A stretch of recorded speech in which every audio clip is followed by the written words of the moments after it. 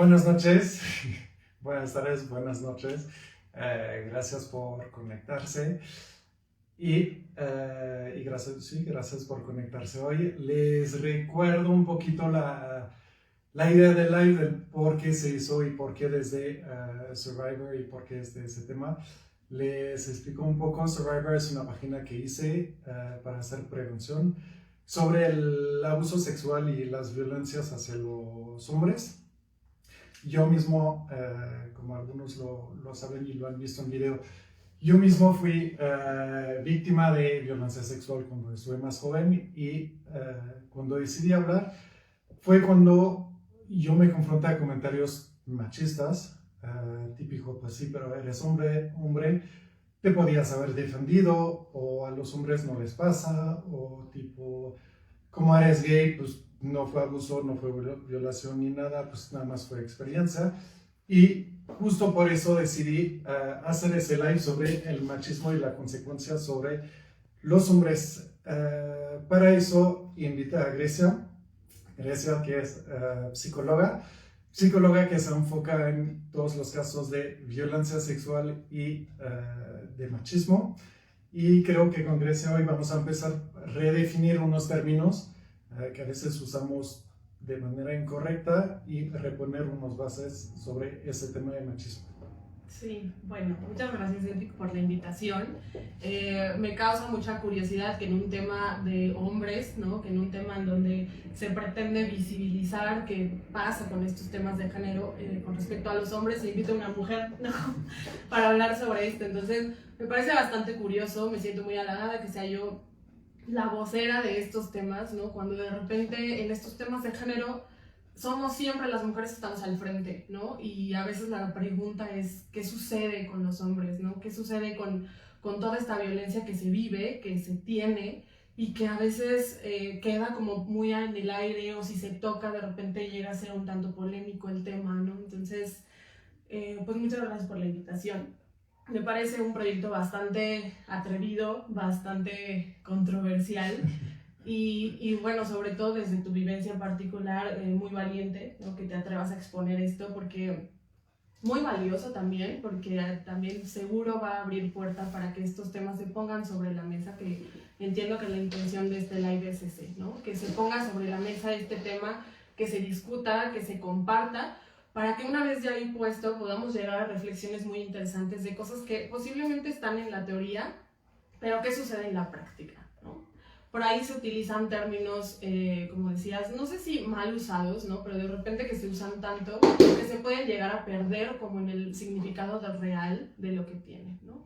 El título de este live tiene por ahí dos conceptos, que es el heteropatriarcado y el machismo, ¿no? Comenzando como a definir un poco qué es esto, o como a grandes rasgos, de forma muy general, estaremos hablando que el heteropatriarcado, pues es una forma como de definir un sistema sociopolítico, usando la imagen del padre, la imagen del hombre, como un ente superior que nos rige, ¿no? Y entonces eso, de ahí se deriva lo que es el machismo.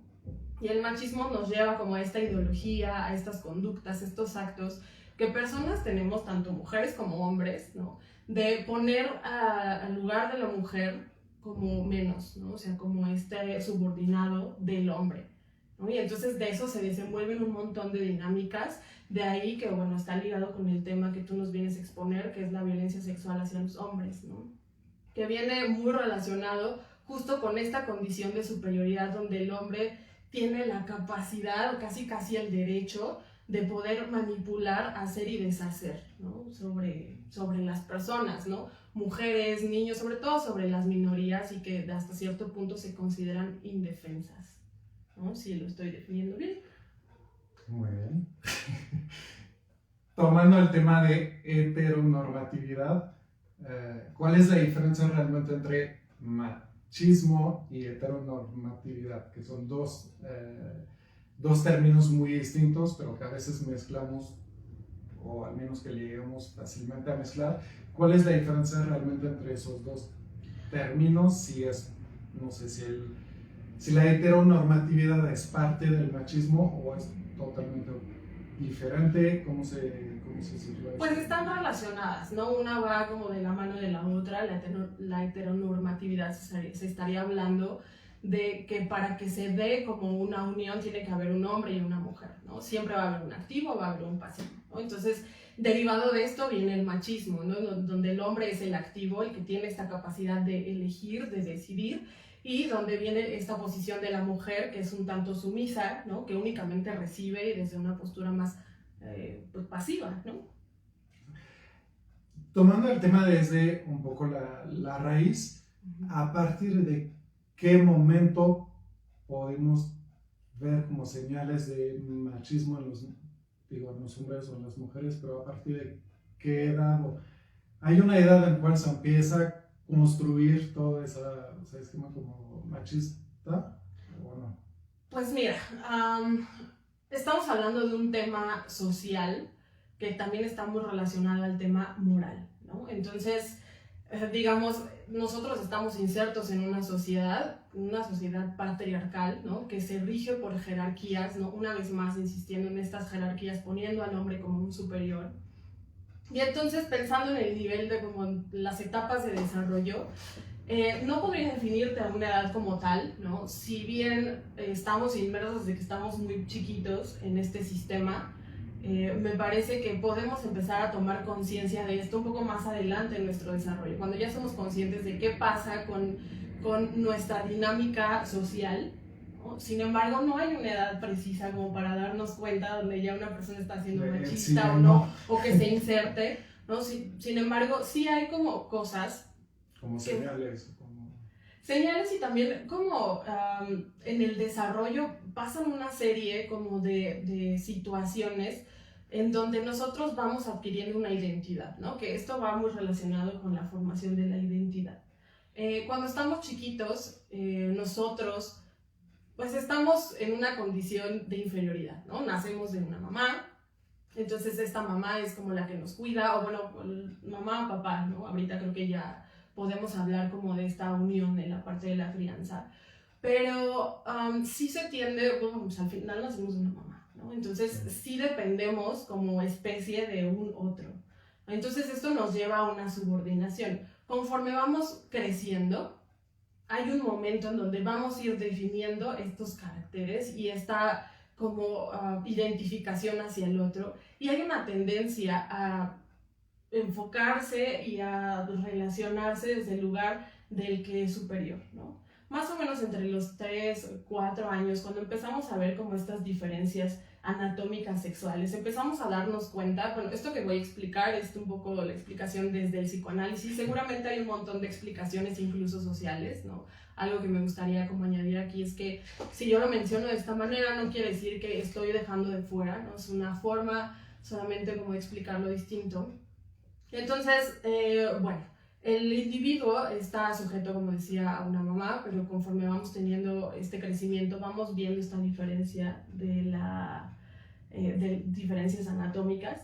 Y entonces en estas diferencias anatómicas nos damos cuenta pues, de que hay un hombre y una mujer, ¿no? A estas diferencias anatómicas también sucede que hay diferencias culturales, ¿no? La forma de crianza empieza a ser distinta, ¿no? No es la misma forma de criar de una mamá, de un papá hacia un varón, hacia una mujer.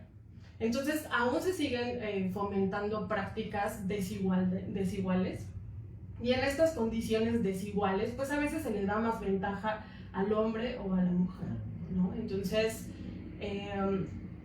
volviendo como a esta pregunta, ¿desde cuándo?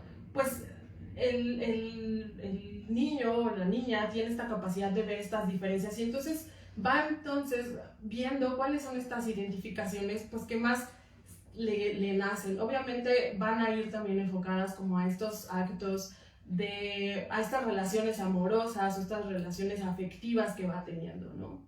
Entonces, si el niño convive, por ejemplo, con un papá, ¿no? O con una mamá que llevan como una práctica más de igualdad, pues va a poder crecer como con esta igualdad. Pero partimos de la idea de que todavía estamos en una sociedad que estamos en construcción, ¿no? Si bien hay muchos discursos que ya están tratando de anular o de modificar estas prácticas, aún vemos papás que le dan como cierto incentivo a los hombres para que hagan no sé, que tengan más habilidades, ¿no? Y las mujeres de repente un poco más abajo, como un poco más limitado, ¿no? Más en lo privado. Entonces, eso va haciendo una diferencia, ¿no? Entonces, en cuestión de hombres, pues porque aparte este es el tema, ¿no? Hacia los hombres, ¿qué sucede con los hombres? Obviamente se van a ir identificando pues con la posición más dominante, ¿no? Conforme se van relacionando con la posición más dominante, entonces vamos teniendo pues esta idea de que el hombre tiene más capacidades y así vamos creciendo, ¿no? Entonces esto se va arraigando a una personalidad. Entonces ya que se va arraigando a una personalidad, conforme vamos más adelante en el desarrollo, ya en una adultez, empieza a ver como esta elección de, híjole, bueno, pues yo soy hombre, tengo estas capacidades, a veces elijo ejercerlas, ¿no? Aquí la diferencia es, si bien la sociedad te ofrece como esta oportunidad, ¿qué pasa, no? O sea, ¿qué pasa que una persona realmente se comporte del otro lado como en este dominio y empiece a transgredir? Justo es lo que te iba a preguntar, y ¿cómo podemos diferenciar justo una persona dominante a una persona machista? Al final, digo, vivimos en una sociedad que sí, esto de jerarquía y, digo, por temas sociales, por temas profesionales, en la familia, de todos lados es jerarquía, pero ¿cómo diferenciamos justo ese comportamiento dominante y comportamiento machista? ¿Cuál realmente es la diferencia entre los dos?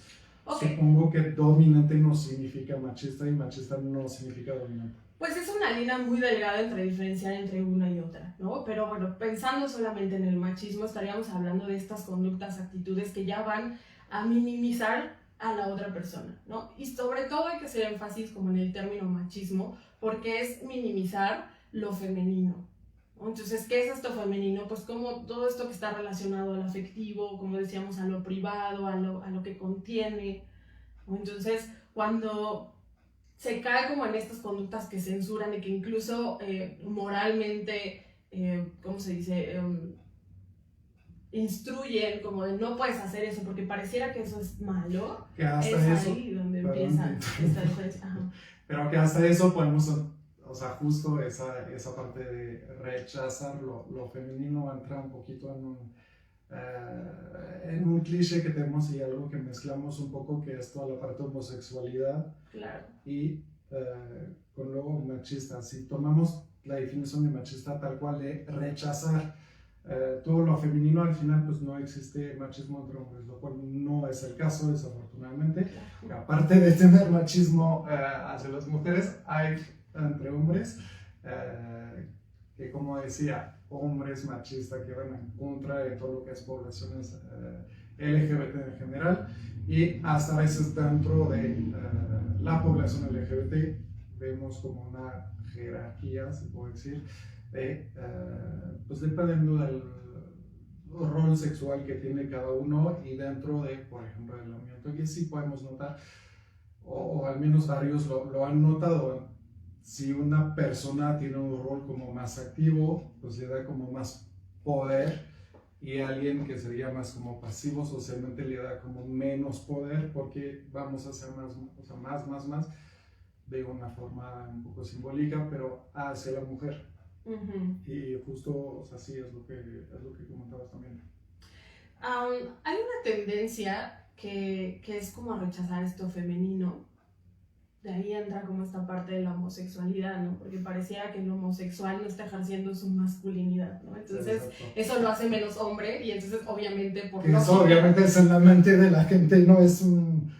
O sea, no es un hecho, pero sí hay claro, mucha gente es un que hecho. Lo ven así. Todo esto que estamos hablando son constructos sociales, ¿no? O sea, hoy, por lo menos, yo no he encontrado ningún como escrito científico que nos diga hay una condición en donde sí, si el hombre es más poderoso o no, ¿no? Es una construcción social, ¿no? Entonces, hablando de este rechazo a lo femenino, una vez más, desde la corriente psicoanalítica, ¿qué sucede con este tema de lo femenino?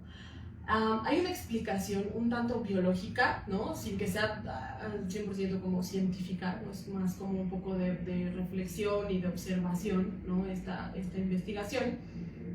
Digamos, no hay como nada tangible comprobable, ¿no? Pero parte desde cómo concebimos la posición de la mujer. te decía que a los 3, 4 años ya empezamos como a ser conscientes de esta diferencia anatómica.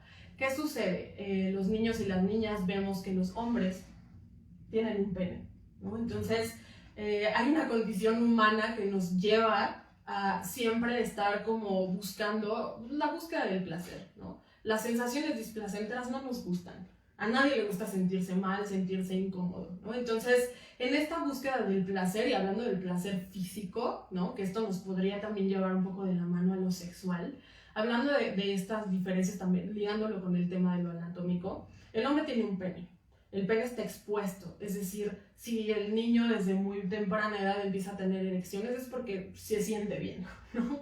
Digo, yo no tengo un pene, seguramente como hombre, igual me podrás dar la razón, si no es así, también como queda la reflexión, pero hay como más acercamiento al placer, ¿no? Entonces, pensemos en que el placer es como más accesible para el hombre. Entonces, es un placer más visible en comparación a las mujeres. Claro, ¿no? O sea, no porque la mujer no lo sienta, sin embargo es mucho más accesible. ¿Por qué? Porque el órgano que da placer y el placer como biológico, como de la reproducción, está ligado al hombre. La mujer lo tiene que ir construyendo y eso ya es temas también de género, de feminismo, que bueno, no es el tema de hoy, pero pensando en el hombre, lo tiene accesible desde que es muy pequeño. Entonces, empezamos a ver desde muy chiquitos esta diferencia. ¿Por qué? ¿No? Se viene esta pregunta desde muy chiquitos. ¿Por qué el hombre tiene acceso como a este placer, ¿no? Y la mujer no? Entonces, desde ahí se empezaría a entender que el hombre tiene cierto poder. Tiene el pene. Tiene algo más. Tiene algo más, exacto, esa es la palabra. Tiene algo más. Tiene el falo, tiene el pene, tiene el acceso a lo fácil, ¿no? Y la mujer no, a la mujer le va a costar, ¿no? La mujer en su desarrollo, de hecho, encontrar como esta parte placentera, le toma un tanto de años conocerse, pues porque anatómicamente hay diferencias. Entonces, si tú te das cuenta, tú me lo dijiste, hay algo que tiene. ¿Qué quiere decir? Que a la mujer hay algo que le falta.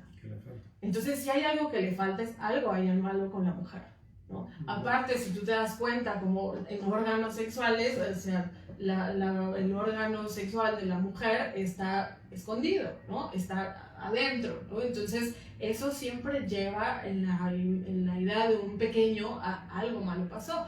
Si yo tengo y ella no tiene, se lo quitaron, ¿no? Entonces, si se lo quitaron, entonces nos remite a una idea de qué pasó para que esta mujer tuviera, este individuo está castrada, ¿no? Entonces, ¿qué hizo? Tuvo que haber un orden mayor que vino a quitar esta posibilidad de placer. Estamos, o sea, como aclaro, estamos pensando en una idea de un niño muy pequeño.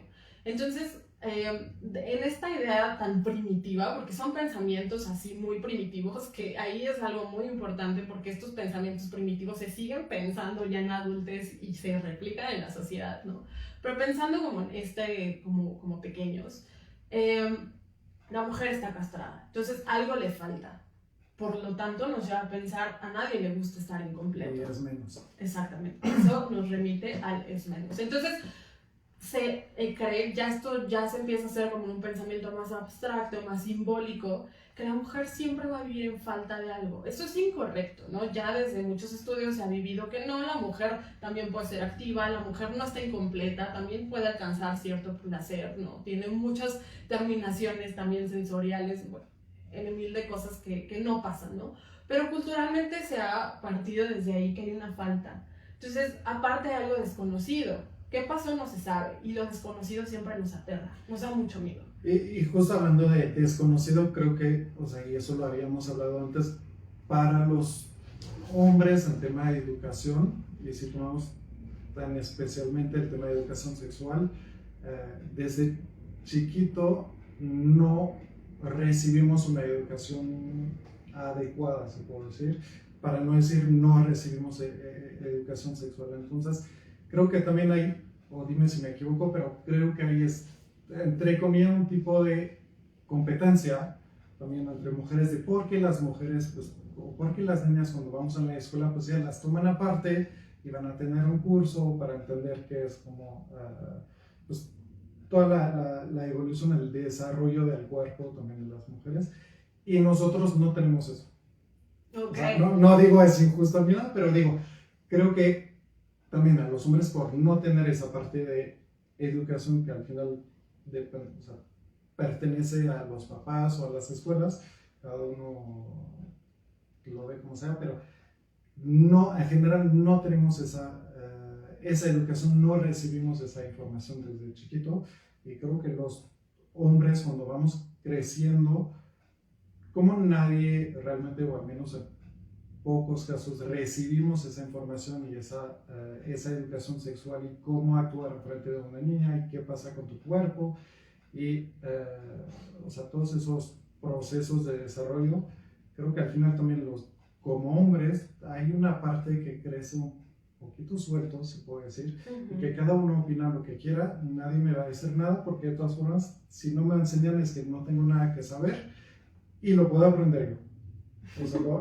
lo hago un poquito rápido, sí. Pero sí hay una parte así de si no me enseñan nada, pues yo no tengo nada que aprender, entonces pues, yo estoy bien, y creo que eso también puede reforzar justo ese lado a las mujeres. Les faltan físicamente algo, como decías, y aparte, pues tienen que aprender. Que simbólicamente creo que también para los hombres, bueno, pues yo tengo todo y o sea, yo tengo todo físicamente y mentalmente porque no me tienen nada que explicar. Que ahí creo también hay un problema muy grande. Sí. Y justo creo que todos los hombres hemos visto compañeros en primaria y todo, que a todos nos ha pasado en la escuela a un niño tiene una erección y nadie sabe cómo reaccionar. Y al final, por no saber reaccionar, lo hacemos vergüenza también hacer el hombre, porque pues, rechazamos a ese alumno. Ni las niñas ni los niños se lo quieren acercar y se queda con la etiqueta del alumno medio raro y que... Claro. Todo eso. Mira, tú estás poniendo enfrente un tema muy importante que es la sexualidad, ¿no? O sea, si tú te das cuenta, sí hay muchos lugares donde se pone como se liga el tema de género a la sexualidad, pero es muy importante visibilizarlo, porque la sexualidad y cómo se va construyendo la sexualidad en cada uno y cada una de nosotros es parte importante también de cómo desarrollamos esta personalidad y esta identificación con los otros, ¿no? Es decir, como con estas identificaciones me refiero a como identifico eso en el otro y entonces lo adquiero para mí y lo incorporo a mi personalidad, ¿no? Entonces vamos haciendo estas identificaciones. Tú mencionabas una palabra, competencia. Yo pensaría, no es una competencia, siempre va a haber una búsqueda, tanto de hombres como mujeres. Siempre hay una falta y siempre hay una búsqueda. Lo que pasa es que culturalmente, socialmente se entiende que el hombre no tiene nada que le falte, ¿no? O sea, tiene el falo, tiene el placer al acceso, ¿qué más da? Y ¿no? justo creo que de ahí pueden nacer pues, todos esos comportamientos como machista de yo soy mejor, yo no tengo nada, no me falta nada, me lo sé todo y soy mejor que las mujeres. Claro, hay que como hacer como una revisión en el desarrollo. ¿Por qué? Porque como tú bien lo mencionaste, en este aprendizaje de la sexualidad se da de diferentes maneras para hombres y para mujeres. Sí es complicado como ir entendiendo para un adolescente o para un niño, como en este cambio de niñez a adolescencia, este tema de la sexualidad, ¿no? Como decíamos, el hombre tiene el falo, el pene fuera, ¿no? Entonces su sexualidad no es que empiece antes, pero es más visible desde antes. Empieza a tener estas sensaciones y este despertar un poco desde antes. No lo sé, igual si tú lo quieres, lanzo la pregunta si tú la quieres contestar, o si no, también lo dejo aquí en las personas que nos están viendo, como remontarnos a este antes.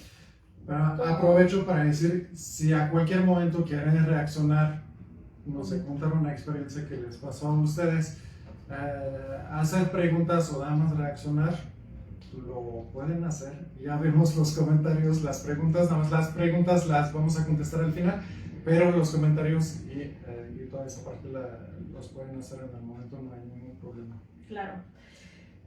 Sí, bienvenidos todos los comentarios, todas las opiniones, todas las dudas, ¿no? Vamos a dar como en esta dinámica prioridad a los comentarios, ¿no? Para hacer ahí una interacción con las personas que nos están viendo, y también dejaremos las preguntas al final. Bueno, retomando el tema, ¿no? Si tú recuerdas cuando empezaste a tener como estos cambios de caracteres sexuales, es complicado. Uno es niño, y uno niño se dedica a vivir la vida y todo es padre, ¿no? Dependiendo cómo nos haya ido en nuestra historia, pero pues queremos disfrutar, ¿no? O sea, acabamos de llegar a este mundo y queremos disfrutar. Pero ¿qué sucede cuando físicamente empieza a haber estos cambios? Es muy angustiante, ¿no? O sea, desde el lado como mujer es muy angustiante decir, me están creciendo los senos, estoy teniendo una menstruación, ¿no? Y hay cambios que uno dice, se espanta, ¿no? En el caso de las mujeres hay sangre, ¿no? ¿Qué es esto? ¿Qué hago con esto? ¿Quién me lo explica? ¿No? Hace mucho la educación sexual era una, ahora está siendo distinta, un poco más incluyente, un poco más completa, pero aún así, y algo esto ya te lo voy a decir desde mi experiencia clínica, como yo lo he visto, encuentro en el desarrollo del hombre un eslabón perdido. ¿Qué sucede? Las mujeres tenemos como también como cambios, y entonces viene una situación angustiante y entonces va a haber otra mujer que se va a acercar a las que nos ha ido bien y nos va a explicar, nos va a contener, nos va a decir se hace de esta manera, ¿no? Sí hay una sociedad que también nos va a decir eso está mal, está feo, se ve feo, asusta, ¿no? Como una vez más, ¿no? O sea, la mujer asusta, ¿no? Estos cambios son a veces un tanto grotescos, ¿no? Cuando estás muy niño de comprender. Entonces hoy hay más mujeres que contienen a mujeres para contener. ¿Qué sucede en el caso de los hombres? Yo no dudo que los hombres también pasen por un momento bastante angustiante. Sin embargo, aquí hay otra cosa importante que es el componente social. El componente social nos dice, el hombre ya trae el falo, el hombre casi por nacimiento tiene la capacidad del disfrute sexual, pues porque el pene se erecta desde muy pequeño y lo disfruta, pero yo dudo realmente de que esto sea real, ¿no? O sea, yo realmente dudo de que sea una transición muy bonita, espectacular de sí a feo, ¿no? Espectacular, no. Ya llegué como a esta etapa y entonces voy a ser activo sexualmente y entonces ya me voy a andar ahí acostando con todas las mujeres que yo quiera, ¿no? Que aparte para los hombres en general viene un par de años antes, para los hombres, ¿verdad? Todo ese proceso físicamente, digo, llega un poquito antes que las mujeres. Es más evidente, no sé si llega antes, bueno, no es que no sepa, no llega antes, se da la par, es distinto, pero sí es más evidente. Entonces, como tú decías, ¿no? Está el adolescente, el puberto, ¿no? En la clase y entonces se le para, ¿no? Y lo va directo y entonces puede ser como un poco angustiante, ¿no? O sea, para el puberto decir qué es esto, ¿no? Qué pena. Sí, que aparte ¿no? nadie le ha explicado antes qué está pasando. Exacto. En teoría, quienes tendrían que explicarle qué es ser un hombre, pues es un hombre, ¿no? Porque el hombre creció, ya pasó por esa etapa y tendría que contener y decirle, mira, esto pasa, se hace de esta manera, no sucede nada, tranquilo. Sin embargo, la realidad es que llega este momento donde ya es visible como este deseo sexual, como esta erección, estos cambios, y entonces ¿qué hace el hombre? Bienvenido al mundo de los hombres, ¿no? Bienvenido como toda esta, tienes el menú abierto para hacer lo que quieras, ¿no? Sin embargo, aquí hay algo que señalar muy importante, a la par, cuando, y seguramente te pasó a ti y le pasa a las personas que tal vez nos están viendo, hay un discurso muy arraigado que ya traemos de la mujer empieza a tener como este cambio físico y entonces, ¿qué es? Ya puedes ser mamá, ¿no? Ya puedes tener hijos y cuidado, o sea, porque si te embarazas joven, entonces cuidado, pero ¿de quién te tienes que proteger? De los hombres. Y a los hombres, ¿qué se les dice? Venga, todo súper bien, ya eres activo, entonces ya puedes elegir. Bueno, yo pienso y digo, si para la mujer es angustiante, ¿por qué para el hombre no tendría que ser angustiante? ¿No? Entonces de repente se abraza algo desde un lugar como muy positivo y reforzador de es lo máximo, cuando yo dudaría, ¿no? Y entonces yo creo que ahí hay como un eslabón, por eso le llamo como un eslabón, una pieza que se pierde en el desarrollo, donde hay situaciones angustiantes y la pregunta es, ¿a quién acude el hombre? Porque si acudes a otro hombre para preguntarle sobre esto, ¿qué va a hacer el hombre? ¿Cómo? ¿No sabes? ¿Cómo? O sea, ¿estás dudando? Y hasta a veces el otro ¿Te estás no sabe. asustando por esto que es tan natural? ¿No? Entonces, de repente acorralamos en sociedad a los hombres en este lugar donde, bueno, pues, ¿qué hago con esto, no? Y que posiblemente podemos entender, pues las personas tendemos a organizar, pues porque la vida sigue, ¿no? Entonces hay una tendencia, pues una vez más, a evitar las situaciones displacenteras. Entonces viene una confusión en donde, bueno, si hay un otro que me aplaude esto, aunque yo me esté angustiando, ¿qué tengo que hacer? Reprimir esa angustia. Y entonces así crezco con esta represión pero bueno, es una represión que va a estar latente todo el tiempo, ¿no? Entonces, volviendo a hacer este símil de los hombres con las mujeres, a la mujer se le dice cuídate. ¿De quién se tiene que cuidar? Del hombre.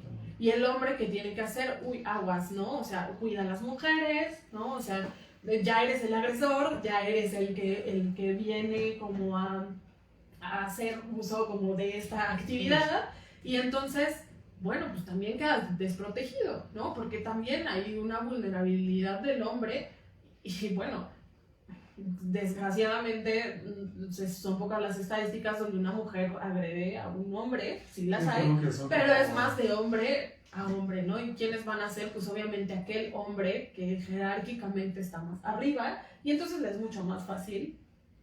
Sí, si no me equivoco, son como 4% de agresores que son mujeres y más o menos 95% que son hombres. Justo tomando, avanzando en el desarrollo de las personas, una vez adultos, ahí van a ser dos preguntas. ¿Qué va a ser la consecuencia realmente? Y ahí vamos realmente en el tema. ¿Qué va a pasar como consecuencias para los hombres del mismo machismo? Y la segunda parte, o sea, la segunda pregunta más específica de qué puede provocar el machismo en tema de víctimas de violencia sexual. Hablo aquí de puros hombres. Ya, o sea, mira. Sí. ¿En qué hace todo peor justo con ese tema de violencia hacia los hombres? Hasta podemos hablar, creo, de violencias en general que sean sexuales, físicas o psicológicas. Justo con esos tres tipos de violencia, ¿en qué impacta el machismo? ¿Cuáles son esas consecuencias justo? Mira, consecuencias hay un montón, porque manifestaciones de la consecuencia de esta angustia hay muchas, ¿no?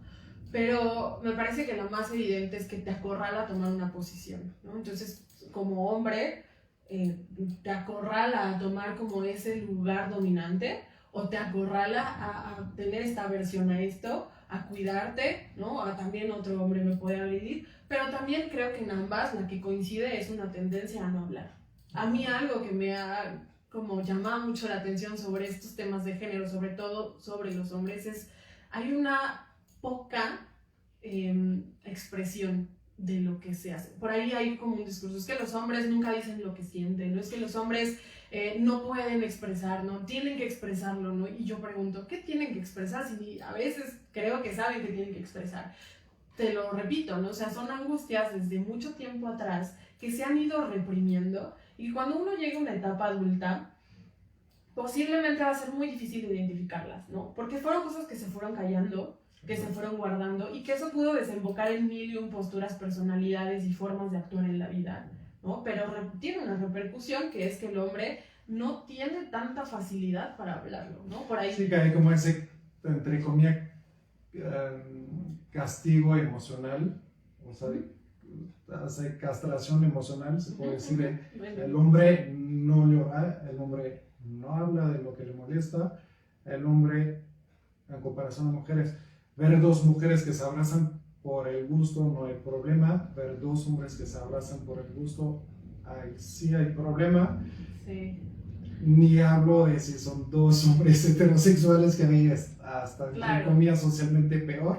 Claro, incluso ya como asumido como el rol homosexual, incluso también es segregado, ¿no? O sea, ok, si ya lo asumiste, también eres segregado, ¿no? Una vez más, como retomando el tema de lo femenino, o sea, lo asociado a lo femenino es como rechazado, ¿no? Pero me parece que hay como pocas vías como esta fuga, ¿no? O sea, como hombre, ¿a quién te acercas? Es complicado para los hombres encontrar estos espacios, por lo tanto, si no hay lugar para que lo verbalicen, para que lo hablen, se vuelve una conducta repetitiva, y entonces es como tan aprendido que entonces es como algo adquirido de ya no hay más lugares a donde acercarme, entonces se queda como una indefensión que incluso a veces cuesta mucho trabajo para los hombres aceptar esta indefensión, ¿no? Y que provoca mucha frustración emocional también. Seguramente, ¿no? Yo hoy, insisto, ¿no? O sea, tengo esta duda de qué sucede con esta frustración, porque incluso ya en la práctica clínica, cuando tengo pacientes varones, que les cuesta mucho trabajo, la emoción que predomina es el enojo. ¿Por qué el enojo? Porque está asociado a la agresividad. ¿Por qué? Pues porque está asociado como a esta postura dominante, a esta postura activa, ¿no? Pero ¿qué pasa con el resto de emociones que también no son placenteras, ¿no? Que estas son las que se callan, que estas son las que también corroen por dentro a veces como esta, pues este ser, ¿no? Y causan sufrimiento, ¿no? Por ahí las estadísticas de suicidio nos marcan algo muy importante. A mí me impacta, no sé si las personas que nos están viendo saben las estadísticas actuales de las condiciones de muerte. Casi siempre las condiciones de muerte de los hombres pues, son por enfermedad, últimamente por el tema de COVID. Pero bueno, hablando solamente como de estas diferencias del suicidio, es impresionante la diferencia. Estamos hablando de que el 18.2% de la población que comete suicidio es por mujeres y el 81.7% es de hombres. Algo está sucediendo que los hombres recurren más al suicidio y bueno, a mí inmediatamente lo liga a que hay algo que no les está permitiendo dónde fugar todas estas situaciones que tienen. Si hay un discurso actual de el hombre tiene que hablar, el hombre tiene que expresarse más, casi como si por voluntad propia ustedes, los hombres, quisieran no decir, pues por mí. No quiero decirlo, pero yo creo que vamos allá de eso. Yo creo que es una indefensión aprendida. Yo creo que es algo que incluso les cuesta mucho trabajo identificarlo, ¿no? Y que a veces la manera más fácil es por el enojo, pero no lo es todo, ¿no? Hay muchas otras cosas que vienen guardándose desde un desarrollo atrás. Dentro de las consecuencias de todo lo que es machismo, aparte, digo, fuera de los hombres en general, más enfocado en la parte víctimas de violencia sexual. Ahí sí voy a hablar de mi lado, okay. Ahí sí voy a hablar por mí, pero aunque fue en otro país, etc. Es muy complicado hablar. Digo, yo ya hablé pues justo esa semana, va a ser 16 años que yo hablé justo de toda esa violencia sexual por cual estaba pasando. Lo que me impacta es que, como digo, fue hace 15 años, desde hace 15 años han cambiado un poco las cosas. Llegué a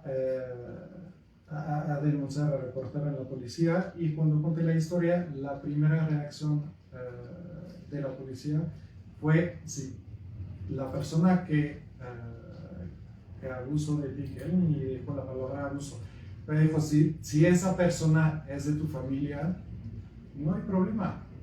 Fue educación sexual, fue una experiencia como... Y hasta la policía me dijo, yo he tenido relaciones sexuales con mis primos, no pasa nada y no vengo a llorar aquí. Tal cual me lo dijeron. Okay. Entonces, como digo, fue hace 15 años, creo que hoy al final seguimos todavía más o menos en ese esquema de tú eres hombre, pues ¿para qué viene a quejarte? Claro.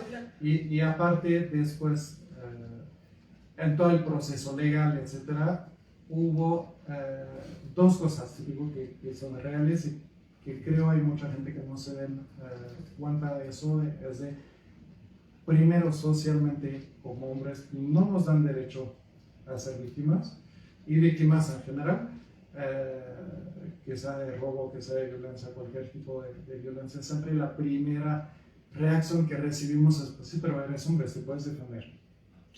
Yo con mala suerte mido 1,88 m, la primera cosa que me dijeron, pues sí, pero tú eres más alto que él, entonces lo podías haber empujado.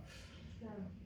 El problema es un poquito más complicado que eso, o sea, la realidad es un poquito más complicada que eso, y la segunda cosa es, como gay, hasta la fecha del juicio me dijo, no puedes decir que eres gay, porque si eres gay, significa que estás abriendo la puerta a que, por ser gay, no hubo problema y tú nada más estás, perdón la palabra, pero tú nada más estás chingando por el gusto.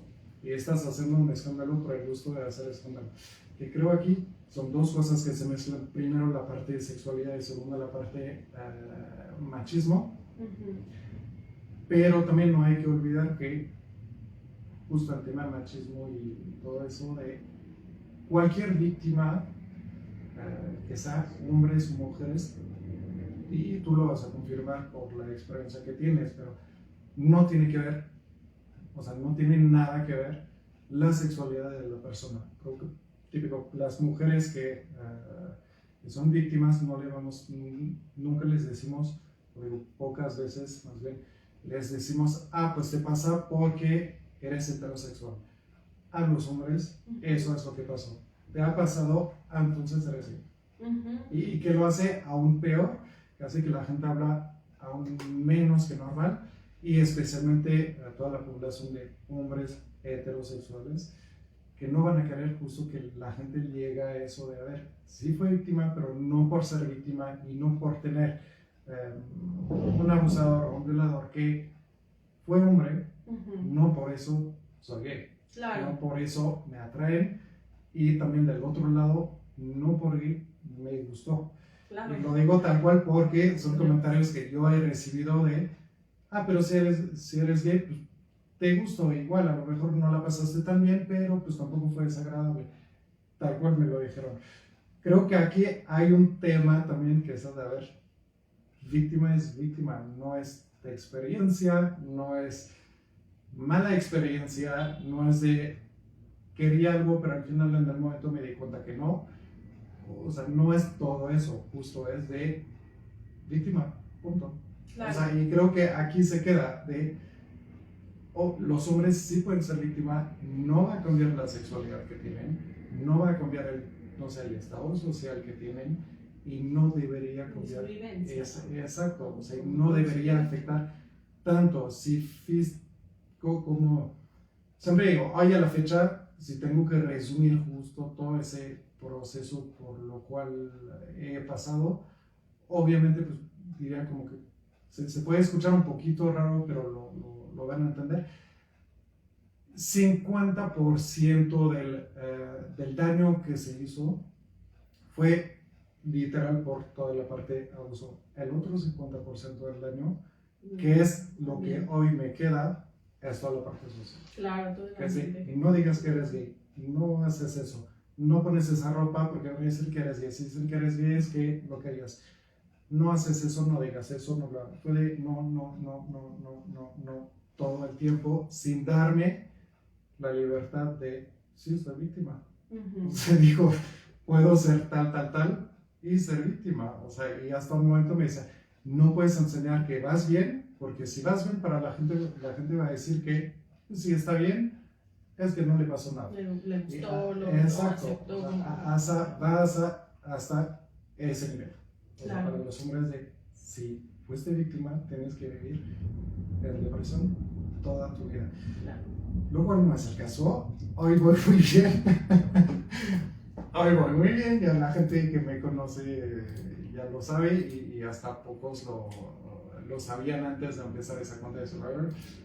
Pero creo que sí es un punto importante también a señalar que iba, creo, al 100% con el machismo. Sí, los hombres pueden ser víctimas, sí puede pasar, y no por ser víctima te hace ni menos hombres, ni más gay, ni menos straight, ni lo que sea. Claro. O sea, al final creo que no podemos hacer como caminos tan cortos y hacer conclusiones tan rápidamente sobre el tema. Claro. Que justo creo el machismo es un tema muy complicado con el tema de violencia sexual hacia los hombres, sí. Porque pues creo que es la causa de todos esos pensamientos que van demasiado rápidamente con cuales la gente saca demasiado rápidamente conclusiones. Y dime si me equivoco, pero creo que tú también lo has visto en tu trabajo, en la experiencia que tuviste antes. Pudiste notar seguramente justo toda esa problemática también que hacen que por eso creo que el machismo en tema de violencia sexual el machismo nos calla. Claro. O sea, tal cual el machismo nos prohíbe hablar, nos impide hablar, y al momento de hablar nos da una cachetada. Gracias. Nos da una cachetada de, eres hombre, no eres víctima, y a punto se queda aquí. Claro. Sí, bueno, creo que las cosas han cambiado muchísimo. Sin embargo, bueno, tan han cambiado que podemos hacer un live en vivo sin que nadie nos limite, ¿no? Y podemos abrir el tema, ¿no? Como si se puede abrir. Claro, se puede abrir, se puede hablar, incluso ya con esta seguridad de decir, bueno, ya me da como igual lo que piensen o no, esta es mi vivencia, la quiero exponer. Ha cambiado mucho todo este tema.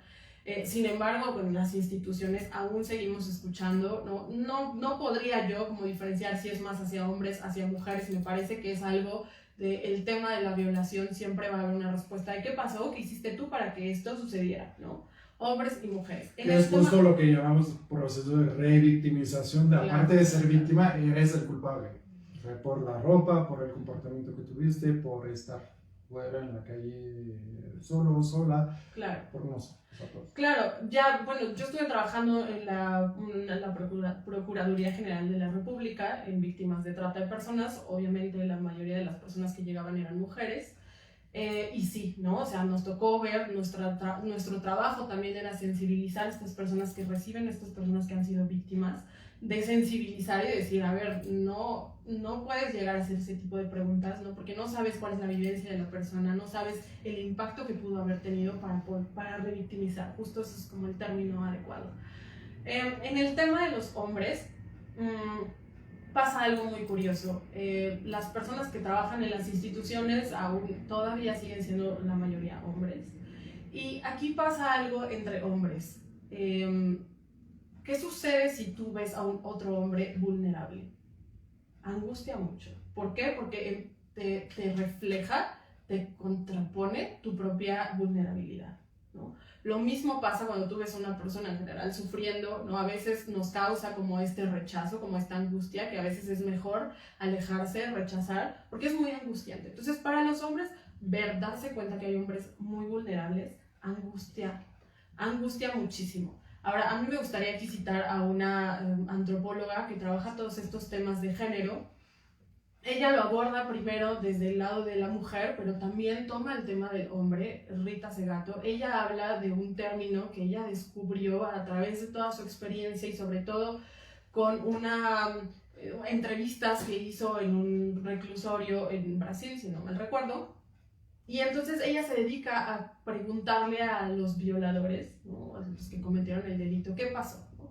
Entonces ella hace un descubrimiento, una reflexión y dice, me di cuenta de que la mayoría de los abusadores lo hacían no por un deseo sexual, ¿no? Que comúnmente se asocia como de, pues si el hombre abusó de alguien es porque tenía mucho deseo y tenía que descargar ese deseo en alguien y pues fue la persona más vulnerable que se dejó, ¿no? No es así. Ella hace como este estudio y lo que descubre es, pareciera que los hombres responden a algo más allá de ellos. Pareciera que, aunque sea, se da cuenta como que en algunos casos las violaciones se dieron en un grupo de hombres, ya sea hacia un hombre o hacia una mujer, hacia un menor, un menor, pero se dio como en un grupo, o cuando era una persona como sola la que hacía este acto, se dio cuenta de que parecía que respondía a un otro que no estaba en ese momento. Entonces, parecía que hay una construcción que es muy subjetiva, que va más allá que incluso de la persona y de su propio deseo, que induce a la persona a hacerlo. Entonces, ella denomina como esto, como el mandato de masculinidad, en donde dice que los hombres, y bueno, también mujeres, ¿no? Pero sobre todo los hombres, tienden a respetar ese mandato de masculinidad. Es decir, hay un orden jerárquico que nos dice que yo como hombre tengo que cumplir con este mandato. Entonces, cumplir con este mandato es todo lo relacionado hacia lo vulnerable, hacia lo mal dicho, pero hacia lo femenino, está mal. Y eso angustia mucho. Eso angustia mucho a un otro hombre, ver como otro hombre es vulnerable. Entonces, también por eso de repente encontramos estas respuestas como tan frías, tan secas, porque es muy difícil lidiar con este sufrimiento del otro, porque entonces también, si yo me pongo en el lugar del otro, a mí también me convierte en vulnerable. Entonces, si a mí me hace vulnerable, yo no quiero eso. Entonces, por eso es mucho más fácil rechazarlo. Entonces, por eso aún seguimos teniendo, aunque hay mucho discurso sobre esto y mucha concientización, continuamos estas prácticas, ¿no? Pero me parece que el tema de que el hombre sea abusado, de que se vea como un menor, asusta muchísimo en la sociedad, ¿no? Y que a veces este miedo que se da hace que entonces hay unos que actúen desde el otro lado, ¿no? O sea, desde la violencia, desde el enojo, porque es imposible, ¿no? Defraudar como este mandato de masculinidad. Para concluir poco a poco ese live, el tema del machismo y de qué se puede hacer, qué recomiendas hacer, primero cuando somos testigos, que ahí va también para las mujeres, pero qué hacer cuando somos testigos de actos o palabras o comentarios machistas en público, qué hacer en privado, por ejemplo, por la gente que está en pareja con alguien machista, cómo se tiene que tratar, o sea, cómo se tiene que manejar la situación, si hay una forma de, puede ser, bajarle tantito al machista todos esos comportamientos y qué hacer también las víctimas de machismo, qué tienen que hacer. Digo, supongo que la psicología de los amigos no es la mejor forma. Mira, me parece que lo importante aquí es hacerlo visible, ¿no? Porque cuando uno lo tiene enfrente, obviamente es mucho más fácil identificarlo. Y entonces ya uno identificado, uno tiene la elección de decir, voy o no voy, lo acepto o no lo acepto, ¿no? Si estoy con una persona que está teniendo estas conductas, yo tendré la capacidad de decir, hasta aquí, ¿no? Me alejo, es una persona con la que yo no deseo convivir porque tiene prácticas que no van con lo que yo Sí, entiendo. mejor cortar con la es persona. mejor cortar, ¿no? Que sean amigos o sea, cualquier persona. ¿Cómo? No, o sea, que pueden ser con amigos, pueden ser familiares, no sé, o sea, cualquier persona mejor cortar Sí. que llegar así de golpe con esa persona, enfrentarlo directamente. Claro, y ya hablando como en un tema social, ¿no? Me parece que es muy importante hacerlo visible, por eso la importancia también de tu proyecto y de por qué también estoy como aquí contribuyendo como mujer, ¿no? Que seguramente también habrá muchos hombres que me encantaría que escucharan y que vinieran de este lado a explicar desde cómo han vivido todo este tema, pero es importante ponerlo sobre la mesa porque una vez que lo visibilizamos es mucho más fácil entender qué es lo que está sucediendo, ¿no? Y ver que un otro no se asusta sobre estos temas, ver que un otro igual y no tiene la solución, pero que tiene esta capacidad de reflexionarlo para buscar una manera distinta, eso ya hace un cambio muy importante. Ahora, yo te haré una pregunta a ti, y bueno, hablando como de este intercambio intercultural que al final nos une como en estos temas que son en general en todo el mundo, no sé, ¿qué pasa como con estas prácticas? No sé, dime un ejemplo de alguna actividad o algo que cuando tú llegaste aquí desde tu país de Francia, aquí a México, tú dijiste como, wow, esto es distinto, ¿no? O sea, nunca lo había pensado. No sé, por hacer algo podría ser, por ejemplo, algo muy inocente, se puede decir, pero típico, la forma de enredar cables. O sea, poner los cables en un país es al brazo, con otro, o sea, no es la misma forma, por ejemplo. Ya, o sea, eso fue como lo que te llamó la atención, que acá en México lo hacemos una de las cosas. Distinto. Tampoco la ¿no? cosa. Ok, bueno, ¿cómo es la diferencia? Bueno, creo que ya estamos como quedándonos cortos de tiempo, pero voy a aterrizar el ejemplo. Cuando nosotros tenemos una práctica que es común, porque algo que sí quiero hacer énfasis, a veces lo que sucede no es que también los hombres quieran ejercer esto desde un lugar consciente, a veces viene desde un lugar muy inconsciente. Hoy estamos encontrando más hombres que se dan cuenta de esto, entonces tienen la capacidad de mostrarlo y de decir no, pero hay muchos hombres que les está costando trabajo entender, ¿no? Y en este proceso de entender van acomodando todas estas ideas y van haciendo pequeñas contribuciones. Pero regresando como al ejemplo, ¿no? Hay gente que lo hace distinto. Si yo agarro un cable y entonces a mí me gusta como hacerlo bola, pero no me es funcional, pero así me lo han enseñado toda la vida, pues así yo lo he hecho, pero tal vez de repente tú llegas y me dices, oye, es que en mi país no se hace de esta manera, se hace de esta manera, no sé, como un poco más ordenada. pues uno llega a pensar y dice como, ok, es una forma distinta, me es más funcional, ¿no? Pero ¿a dónde voy con este tema? Que a veces hay cosas que no visibilizamos, ¿no? Hasta que alguien nos las hace ver, nos las pone enfrente. Eso no quiere decir que va a haber un cambio inmediato. Si estamos acostumbrados a hacerlo siempre de la misma manera, nos va a tomar un tiempo adecuarnos a esta nueva Sí, va forma. a hacer que la gente lo empiece a pensar diferente. Claro, sin embargo, me parece que lo importante es visibilizarlo para encontrar nuevas formas de hacerlo y sobre todo, insisto, desde la identificación desde un igual, porque eso es lo importante. Si entre hombres que no se entienda que si lo hablan es femenino, que se entienda es un igual a mí, ¿no? Es mucho mejor, porque entonces va a haber una identificación y va a haber un cambio desde un cambio interno.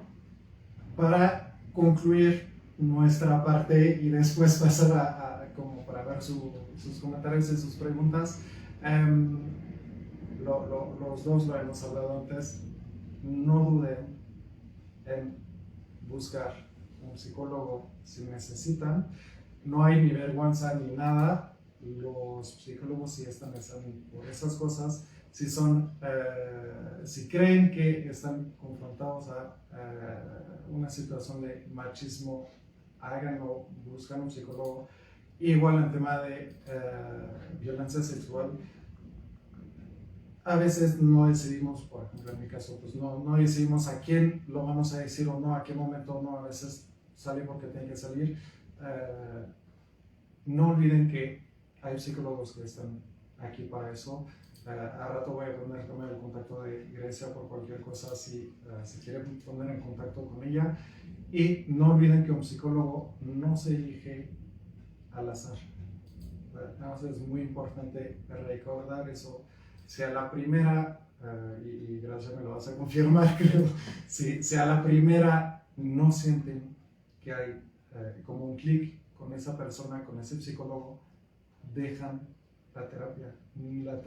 Las terapias son hechas para avanzar en cualquier proceso en su vida, no es para estar con alguien con cual pueden estar como incómodos o con cual no sienten que pueden hablar. No olviden eso, es muy importante.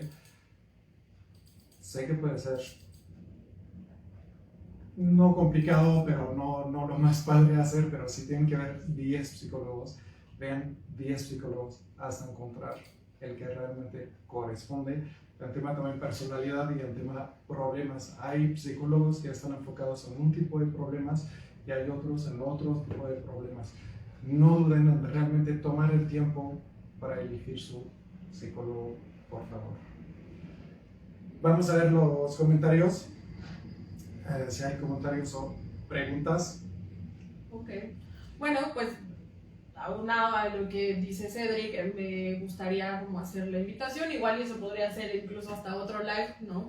Donde tengamos un poco más tiempo de explorar qué es esto de la terapia, ¿no? Cómo un psicólogo o psicóloga puede apoyar en estos temas, ¿no? Incluso como para estos hombres que de repente decíamos, ¿no? Es muy difícil hablar o incluso visibilizarlo, ¿no? A veces podemos tener una serie de dificultades, pero es difícil acercarse porque uno dice, bueno, pues no me ha rebasado, entonces tal vez no es tiempo, ¿no? Entonces, ¿en qué momento sí, en qué momento no? Creo que eso podría ser un tema más adelante. Y claro, ¿no? O sea, la puerta está abierta para quienes quieran acercarse a este espacio terapéutico, porque hablando como de estos temas de violencia y del machismo, no es que una persona que sea machista o que sea víctima de algún acto machista necesite al psicólogo, pero a veces lo que sí ayuda es a comprender, ¿no? La función que tenemos como terapeutas es darle organización a todas estas cosas que a veces nos está costando trabajo entender. Y a mí me parece, como dentro de mi experiencia clínica, que veo que hay muchos hombres que hoy, con estos cambios generacionales, culturales, donde de repente, ok, ya puedes expresar más, pero todavía hay generaciones que me rechazan, todavía hay como espacios donde no puedo decirlo, bueno, anímense a hacerlo, porque me parece muy valioso todas estas aportaciones, porque seguramente les va a ayudar a organizar a ustedes y aparte les va a ayudar también a poner el tema sobre la mesa. Estoy nada más viendo rápido los comentarios a ver si hubo preguntas o algo clave. Teníamos uno que dice, fuera de lo físico, como lo mencionan, son varios factores. En mi caso me inclino más a lo cultural, aún sucede que lamentablemente hay mujeres que siguen fomentando ese machismo, que también sí es lo que hemos hablado al principio. Sí, sí, sí. Me gusta que traen el tema a la par, tanto para los hombres como para las mujeres. Creo que es un tema que toca los dos géneros de forma distintas, pero que sí tocan los dos géneros.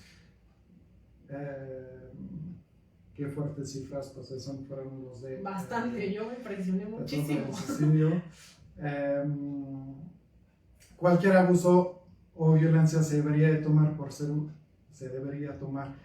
humano, no por preferencia o por ser hombre o mujeres, exacto. Claro. Es lo que decía, víctima es víctima sin diferencia de género. Claro. No, pero otros comentarios. Gracias a la psicóloga por compartir sus conocimientos y experiencia. Gracias por compartir tu experiencia y visibilizar esos temas que son tabú, sobre todo entre hombres, y la psicóloga por su experiencia clínica. Gracias por tocar esos temas. Y hubo muchas gracias que no voy a leer todos, pero gracias a ustedes también por conectarse. Y hasta cuándo será correcto encontrar al psicólogo. Si no me equivoco, voy a contestar, me dices si está bien o no a partir del momento que se preguntan. Si tienen que ver a un psicólogo, es que ya es momento, creo.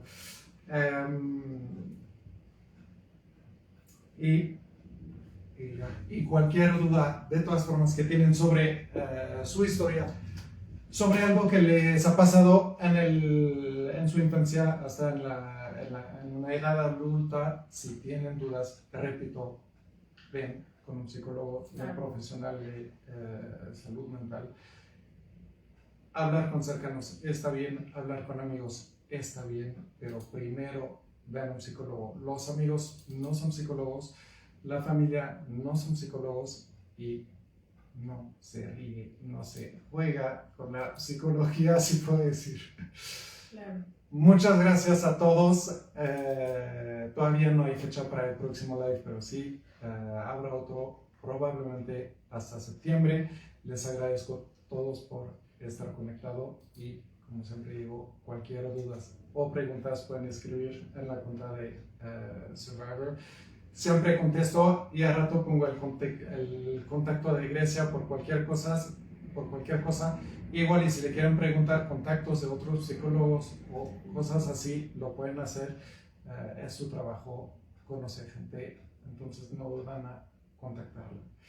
Muchísimas gracias a todos y nos vemos en septiembre. Gracias. Bye.